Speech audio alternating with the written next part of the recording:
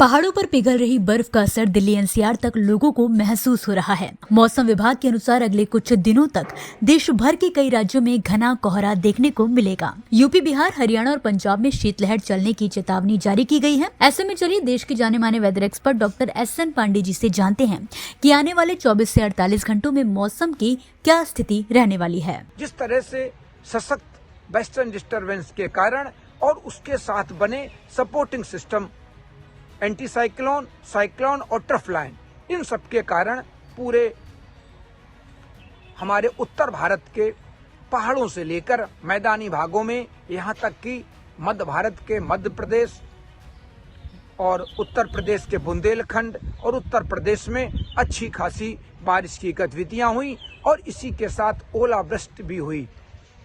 उन्नाव, हरदोई, औरैया और कई जिलों में, पश्चिमी उत्तर प्रदेश से कई जिलों में ओलावृष्टि, राजस्थान के कई जिलों में, हरियाणा में भी, पंजाब में भी ओलावृष्टि हुई, जिससे किसानों को नुकसान पहुंचा। क्योंकि जब ओलावृष्टि होती है तो जो हमारी फसलें हैं, चना, मटर, आलू, जिनका तना बहुत मुलायम होता है, उन पर इन नुकसान हो जाता है। तो लेकिन जहां पर इरिगेशन की सुविधाएं नहीं हैं और जो महावट की रास्ता देख रहे थे, वहां पर इस महावट ने, इस बारिश ने उन फसलों को, रबी की फसलों को, चाहे गेहूं हो या उनके मोटे अनाज की फसलें हो, सबको जीवन दान दिया और उनकी फसलों की उपज अब हो जाएगी। इसके बाद अब उत्तर पश्चिमी हवाएं पूरे उत्तर भारत में अपना जलवा बिखेरेंगी, जिसकी वजह से और धूप भी तेज निकलेगी।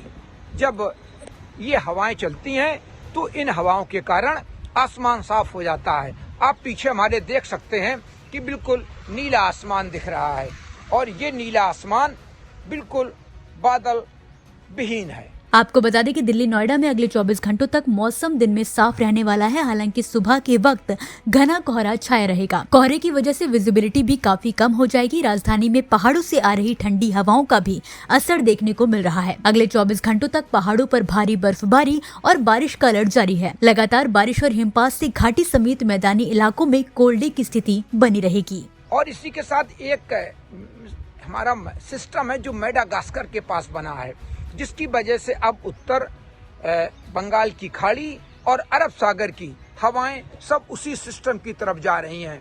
तो अब हमारे भारत देश में इन हवाओं का भी जोर कम होगा।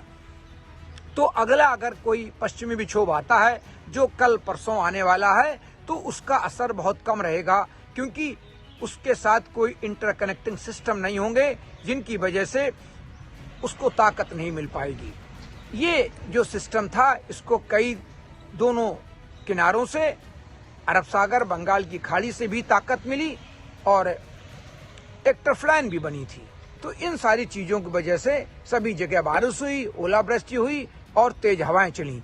जिन किसानों को सलाह दी गई थी कि अब फिलहाल वो सिंचाई की गतिविधियां स्थगित रखें, लेकिन उन्होंने ये सोच के कि बारिश नहीं होगी, नहीं हो रही है, पानी लगा दिया था, वहाँ तेज हवाओं से फसलें गिरी हैं। और ये सिस्टम थोड़ा फास्ट मूविंग था, जो आया, बारिश हुई और निकल गया।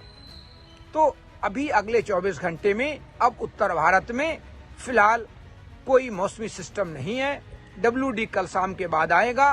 तब तक अब कहीं कहीं पॉकेट्स में बादल दिखाई पड़ेंगे, क्योंकि जो नमी बनी रहती है एटमॉस्फेयर में, उसकी वजह से कहीं कहीं बादल बन सकते हैं और ये थोड़े बहुत बादल दिखेंगे। बाकी धूप निकलेगी और धूप निकलने के साथ जो उत्तर पश्चिमी सर्द हवाएं होंगी वो अपना असर दिखाएंगी।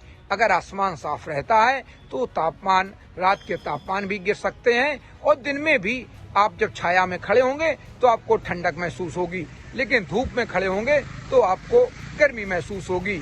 और अभी भी तापमानों में अगले 24 घंटे तक उतार चढ़ाव बने रहने की पूरी संभावना है। मुझे बरसात की झीनी झीनी फुहारें मिले ना मिले, हमें पावस की उमस चाहिए। जी हाँ, मैं किसान हूं, क्रांति बीज बोना चाहता हूं। मुझसे अभी सावन भादों क्वार कार्तिक या फागुन की बातें मत करो।